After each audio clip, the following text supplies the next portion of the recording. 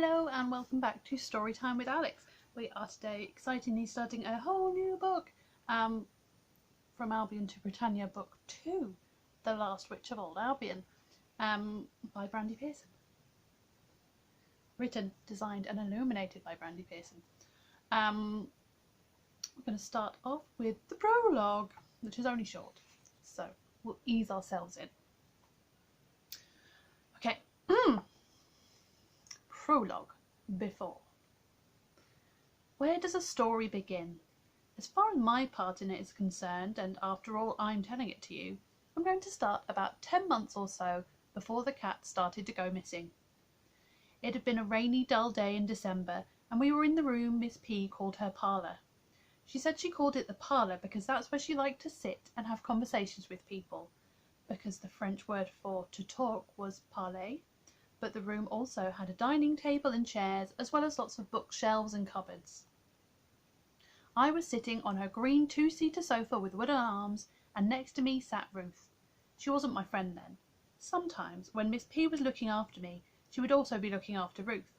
We played together, but weren't really friends. My mum and dad were at what my dad called a bit of a do at the art college where he worked. He is a printmaking technician. Mum, who is a special needs teacher, had gone with him. Ruth's mum was working late on something she needed to finish before the Christmas holidays. I still don't quite understand what her job is. Miss P had given us our dinner and offered to read us a story. Although we were both in Year 6, we still liked it when Miss P read a story, because she did all the voices and made it very vivid. "We're halfway through Advent," said Miss P, "so shall we read a Christmas story? Perhaps The Lion, the Witch and the Wardrobe, or A Christmas Carol?" They were both good stories, and we both wanted her to read one of the stories from the Witches of Old Albion. Miss P had fetched the old leather folder that the stories were kept in, and was sitting with it on her knee. On the front was a design embossed into the leather. At the top it said, "Stories of the Witches of Old Albion," in curly letters. Underneath there was a face. The hair and beard were made of leaves. Leaves were growing out of his mouth and nostrils. Because it was on the leather it was all brown, but Miss P had told us that it was called a green man. "Before I tell you a story," she said, "why don't you tell me one?" "But we don't know any good stories that we could tell without reading from a book," I said. "I don't want you to tell me someone else's story," she said. "Tell me a story of something that happened to you." We sat for a moment thinking. Then Ruth said, "I could tell you about my dream. I've dreamed it ever so many times. It's always the same." "Then tell us about your dream, Ruth," said Miss P. The story of Ruth's dream. It starts with a roaring noise. There is something like a tornado swirling down from a clear sky. Streamers of strange colours spiral down into a great black pot which is standing on the flat roof of a white stone tower. The tower is surrounded by trees, but it's taller than any of them.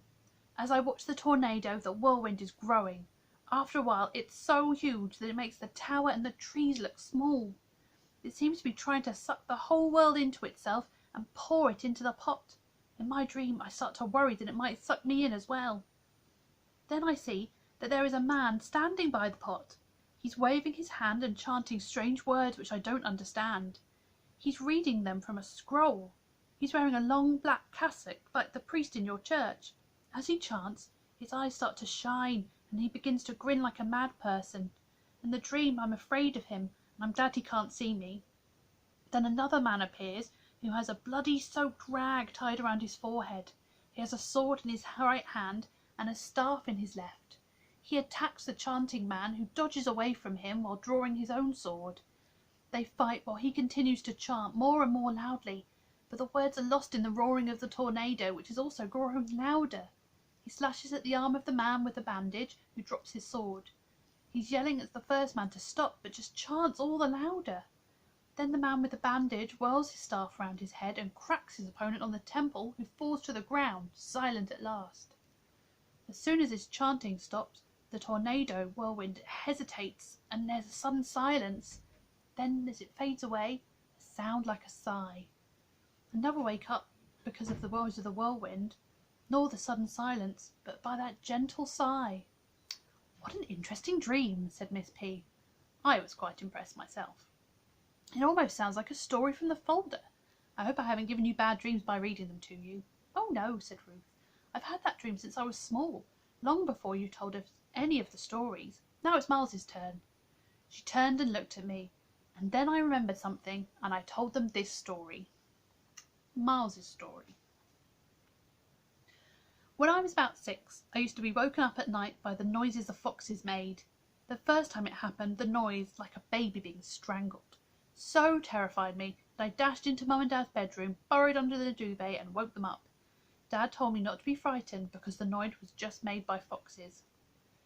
The next morning, Dad explained all about urban foxes and showed me lots of information about them on the internet, so that I stopped being scared of the weird sounds they made. But they still woke me up sometimes. I wanted to see them make the noise, so I would go and sit on the window seat in my bedroom and look for them. The window was on the other corner of the room, the one side looking out at the front garden and the other side looking down the road.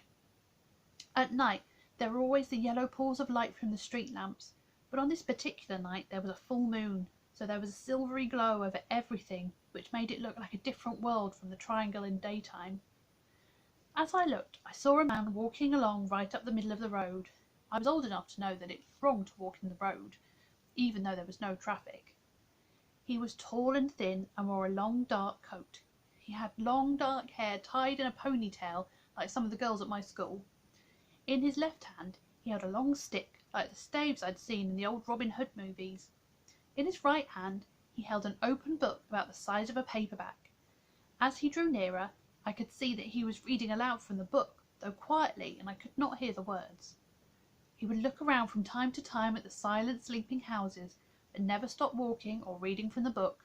He passed our house and out of my sight. I went back to bed after that, and in the morning it seemed like a dream. I never forgot it, but I never told anyone about it either, until now. "Wow," said Ruth, "that's a bit spooky. I'd never thought of anything spooky happening in the triangle, unless Miss P did it." "I don't do spooky things," said Miss P, laughing. "Oh, I know what the children in the triangle say about me. They say I'm a witch because I live in a cottage with pointy windows. Dear me. Now, you've told me 2 interesting stories, so which of the stories of the witches of old Albion would you like me to tell you?" "One of the Christmas stories," we both said. "Then that would be The Witch and the Worm, or The Witch and the 12 Days of Christmas," she said. "Either of them, we don't mind," said Ruth.